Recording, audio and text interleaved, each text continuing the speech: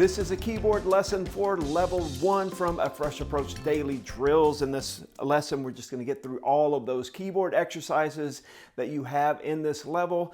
Not much as far as technique goes. There's a little bit of reading, but not too terribly much. If you look at the first line, basically all I'm doing is playing my right hand on F and my left hand on C.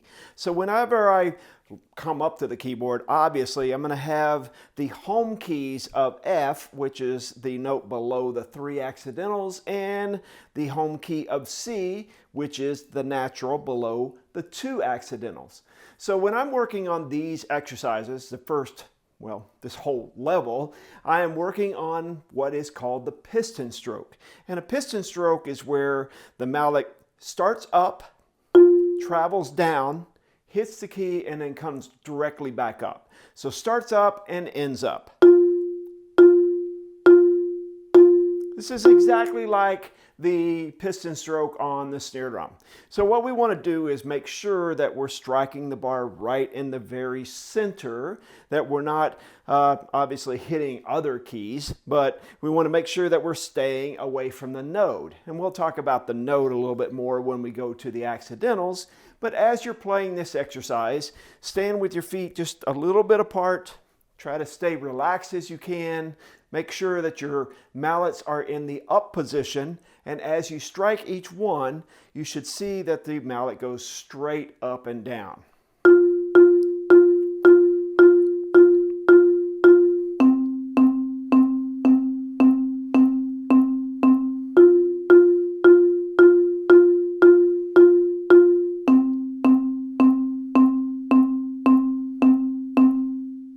So as you're playing this, of course, it's a lot slower than that because we're only dealing with quarter notes here. So we want to make sure that every stroke just goes straight up and down. Now you may slightly miss a note here or there, but the whole goal of this is not only to get the piston stroke down, but to start developing your kinesthetic awareness of the keys on the keyboard and your body's position to it. Kinesthesia just basically means our relationship to things around us. So as you're playing this exercise, you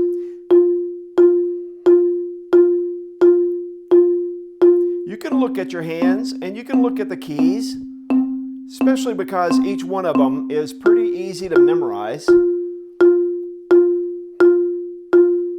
But what I encourage you to do is also look up and look away from the keyboard and just start getting that kinesthetic sense of where those keys are. All right. Some of it you can use your peripheral vision. If I look just straight in front of me, I can kind of see those keys on the keyboard. But really what it is just becoming comfortable with the layout of the keys. As you move to number 2 is just doubles.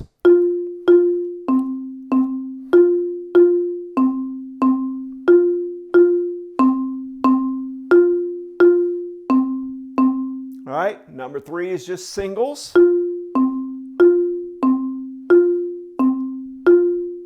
So I really should feel that mallet picking back up. Of course, on a keyboard, you're not going to have rebound the same way you would have on a snare drum or a snare drum practice pad.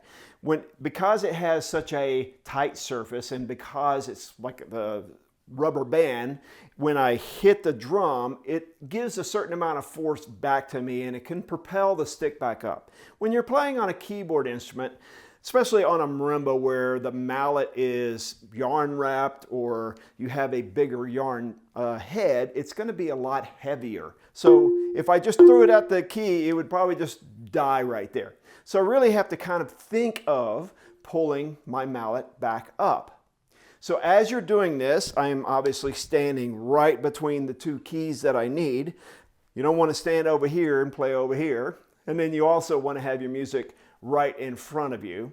All right, my music is over there so that you can see my hands, but you want to make sure that your right hand and your left hand are very comfortable going straight up and down.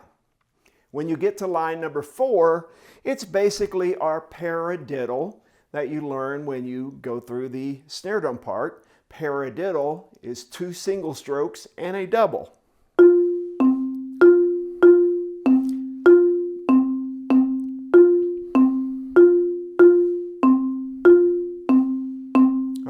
So you can see that I'm not really moving my arm up and down. I'm making sure that I'm just relaxed, playing with a relaxed wrist stroke.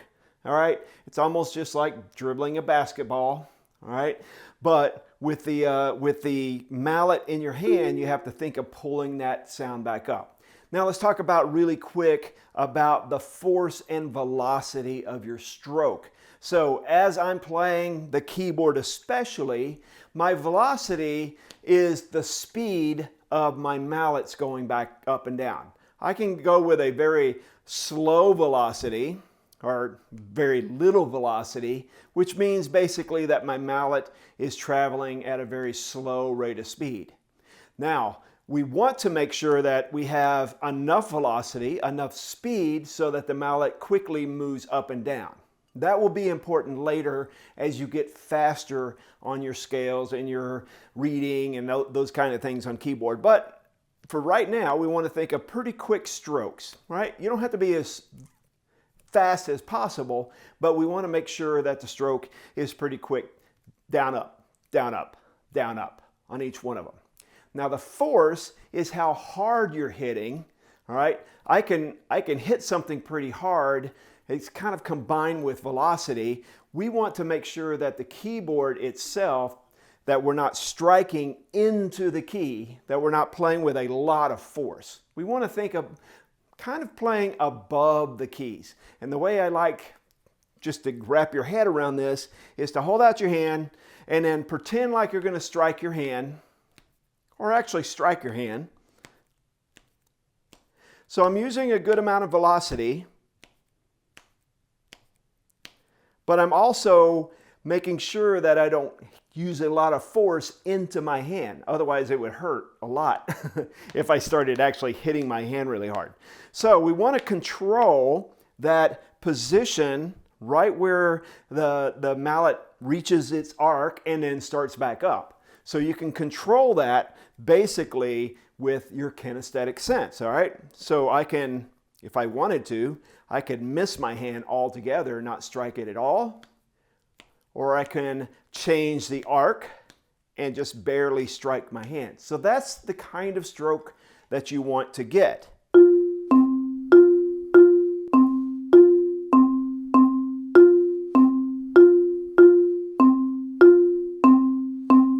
All right, not so much force, not playing into the keys.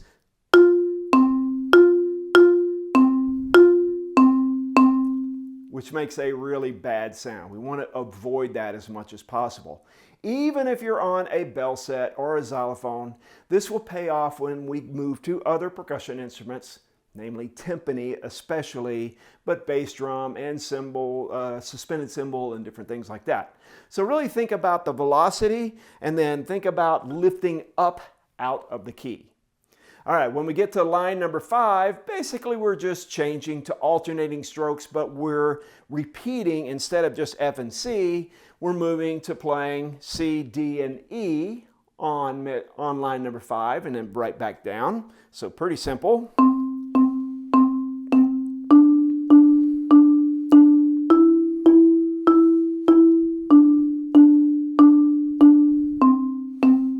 And then you repeat it, all right?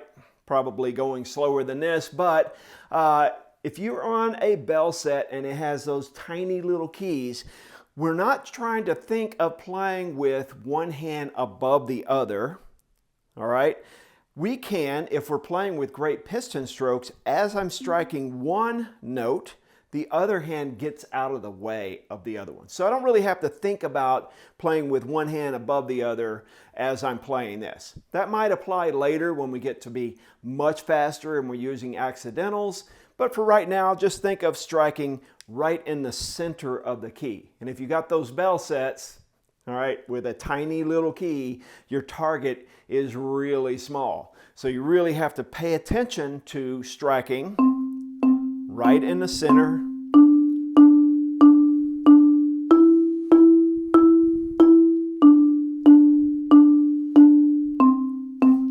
etc., etc. Line number 6 is the same exercise, but now I'm using the notes E, F, and G. Now, if I know my musical alphabet, C, D, E, F, G, That is the musical alphabet, and then I start over an ABC. So this is basically teaching you what we will call the C major scale.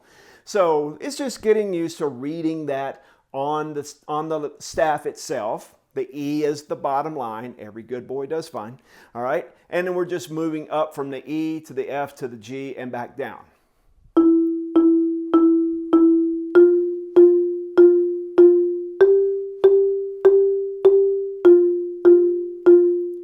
Now what I encourage you to do is what I'm doing is looking away from the keyboard.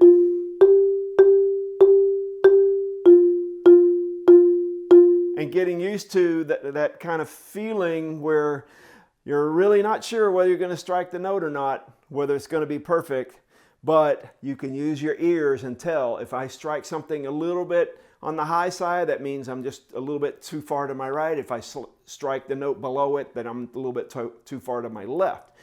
So using your ears, all right, getting used to looking away from the keyboard. All right, snare drums have a lot of different things in this level. Ours is pretty easy because line number 7, you're using the same stroke. You're using the same piston stroke. We're alternating our strokes, and we're just learning new notes. So this one starts on G, every good, and then goes up to A, F, A, C, E for the spaces, and then B and back down. So same thing. I'm going to get used to it, and then look away. You might have to glance down occasionally, but you really want to pay attention, even if you hit a note.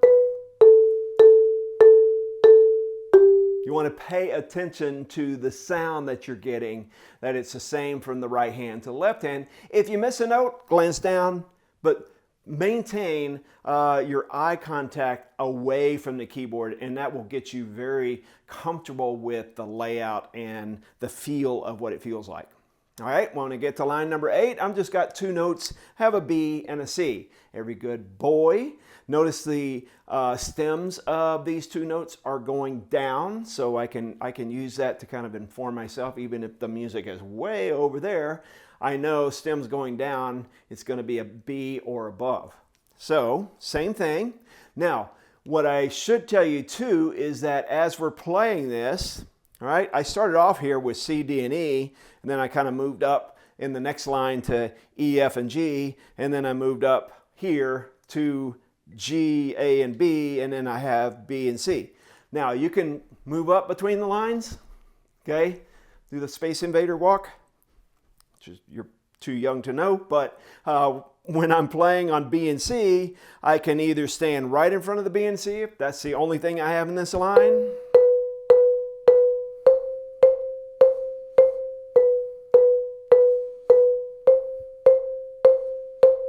but eventually we're going to cover a lot more area of the keyboard, a lot more real estate. So we need to start learning how to lean in a direction, and then as we move up, lean in the other one. So we're not always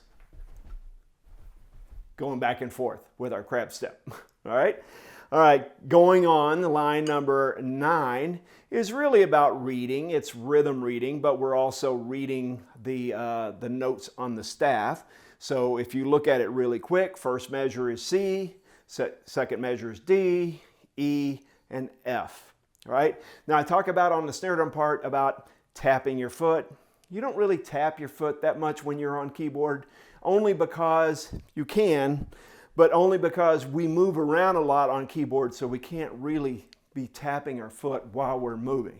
All right? And we're certainly not marching up and down the keyboard as we're moving up and down. So you do not have to tap your foot. You really want to think about the rest and subdivide your quarter notes so that you can stay directly in tempo though. So I'm going to start here. I'm between C and F, but I'm thinking of going all the way up to C. So I'm going to be right in the center of C to shining C, and then what I'm going to do is keep my feet apart a little bit, and then I'm going to lean in this direction or lean in this direction as I play. All right?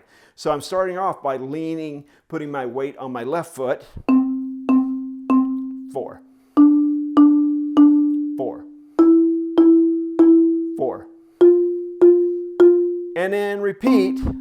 So I go up to F, but then when I repeat, I have to go back to C. All right? That's not hard. So this is the first exercise that doesn't just go up and down, where you don't have to think about it. So C, D, E, F, repeat C, D, E, F. Now, we are using the right hand lead sticking all the way through both of these lines on line number 9 and 10. You can use any sticking on keyboard that you want to. It's not really the same as snare drum. In fact, we'll do a lot more alternating than we will on snare drum. But we want to make sure that you're not playing multiple single hands in a row, right? We want to alternate as much as possible.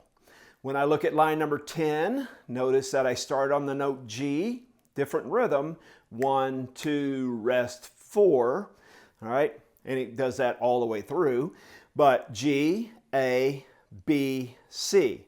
So I was down here leaning on my left, G's about in the center. As I move up the keyboard, I'm gonna lean and put my weight on my right foot. So 1, 2, 3, 4, 3. 1, 2, 3. All right, so I am exaggerating just a little bit, all right, but you do need to get used to that shifting of your weight. All right, so this level for keyboard is not really that hard, but it really is about getting that perfect piston stroke all the way through, using the right amount of velocity, not so much force that you're making a bad sound. You'll be able to hear it if it starts sounding bad and you're playing into the keyboard. But I really encourage you to practice this exercise where you're playing piston strokes into the palm of your hand, so you get used to that bottom of the arc hitting really softly above your hand so that you're not hitting very hard and using a lot of force into your hand. That's the way you need to approach every stroke on the keyboard. So have fun with this. Practice your daily drills, both with your snare drum part. It's about 4 minutes long, and with the keyboard part, about 4 minutes. It's about 8 minutes if you do both every single day. It's a great way to warm up and to reinforce your proper techniques. So do that for at least a week or so, and then I'll see you in level 2.